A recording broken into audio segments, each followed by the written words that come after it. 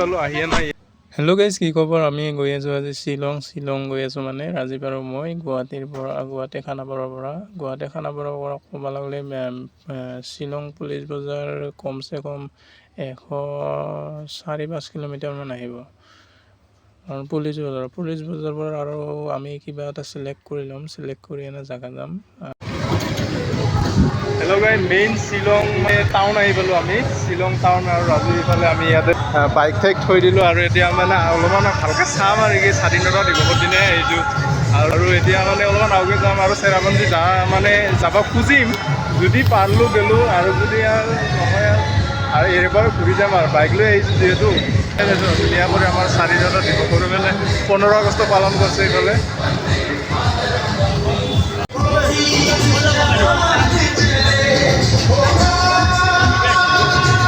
গুৱাহাটী পল্টন বজাৰৰ পৰা আহে। আপোনালোকে যদিও শ্বিলং আহিম বুলি ভাবি আছে তেনেহ'লে আপোনালোকে নিজৰ বাইকখন লৈ আনক, কাৰণ নিজৰ বাইকখন আনিলে আপোনালোকে নিজা মতবাদ কৰিব পাৰিব আৰু ফুৰিব পাৰিব।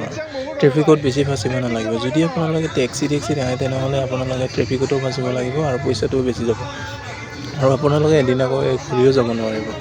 কিন্তু আমি বাইক লৈ গৈছিলোঁ এদিনা কৰি গৈছিলোঁ, এদিনে ঘূৰি আহিছোঁ। ৰাতি আমি 10টা পাইছোঁ ৰুম পোৱাতে। আমি কমচে কম গুৱাহাটীৰ পৰা আহিছিলোঁ 7:30 মানত ওলাইছিলোঁ, শ্বিলং 2টামানত পাই গৈছোঁ। আৰু আমি 2-3 ঘণ্টামান চাইছোঁ জেগা, তাৰপিছত আমি আৰু মানে গুৱাহাটী যাত্ৰা আৰম্ভ কৰিছোঁ। যিহেতু হওক মানে ৰাতি বাইক চলাওঁত অলপমান সাৱধানো হ'ব লাগে।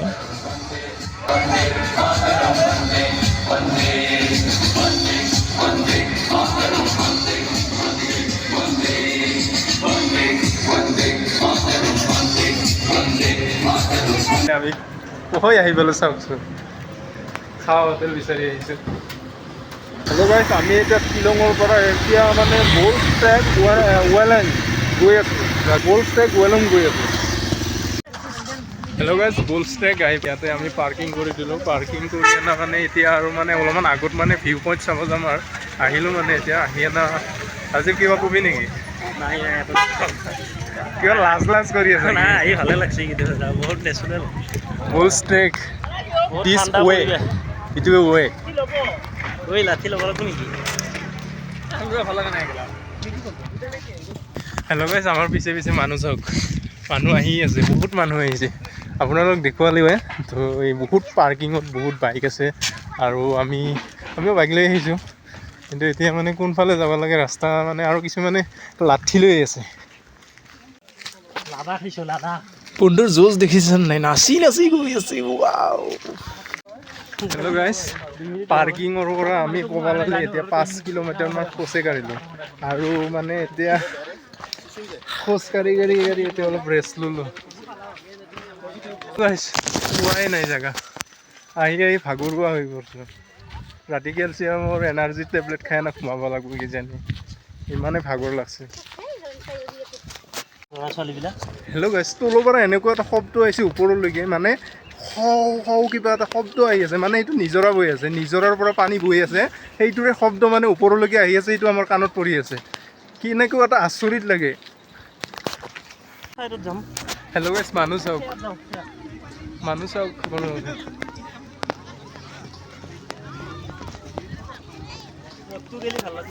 হেল্ল' গাইছ, এওঁলোকে পইচা লুটি আছে, কিন্তু এইখনত উঠাতে বোলে 100 টকা।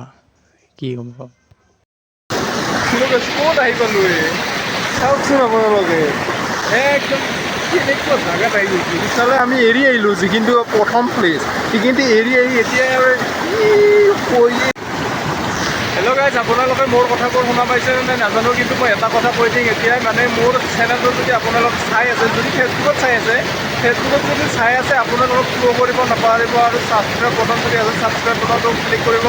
আৰু যদি ইউটিউবত চাই আছে, আপোনালোকে like, comment, share and subscribe কৰিবলৈ নাপাহৰিব। কাৰণ মই ভিডিঅ'বিলাক বনাবলৈ চেষ্টা কৰি আছোঁ, বহুত কষ্ট কৰি বনাইছোঁ। শ্বিলঙৰ পৰা কমচে কম মানে 20 কিলোমিটাৰ, 21 কিলোমিটাৰমান হ'ব। 21 কিলোমিটাৰ আমি মানে কৈছোঁহে। গ'ল্ড ট্ৰেক পোষ্ট কিবা পোষ্ট দিলে আৰু কিবা এটা পাছত নাম আছে, নামটো মানে মই এনেকৈ মুখত অহা নাই। অ'কে, গতিকে লাইক কমেণ্ট শ্বেয়াৰ কৰিবলৈ নাপাহৰিব। গতিকে ভিডিঅ'টো সমাপ্ত হোৱা নাই আৰু যোৱাৰ সময়তো কিছুমান দেখুৱাব পাৰোঁ। শিলৰ ওপৰত বহি আছোঁ আৰু মানে ফটো বহুত উঠিলোঁ। এতিয়া ফটো মানে ইউটিউবত নহয়, ফেচবুকত ঢালিব লাগিব। গতিকে আপোনালোকে যদি চাই আছে ছাবস্ক্ৰাইব কৰিবলৈ নাপাহৰিব আৰু ফ'ল' কৰিবলৈ নাপাহৰিব। অ'কে। হেল্ল' গাইছ, আমি যিখিনি জেগাত আছোঁ মানে ওপৰৰ পৰা চালে এনেকুৱা আৰু এনেকুৱা দেখা, একদম এনেকুৱা।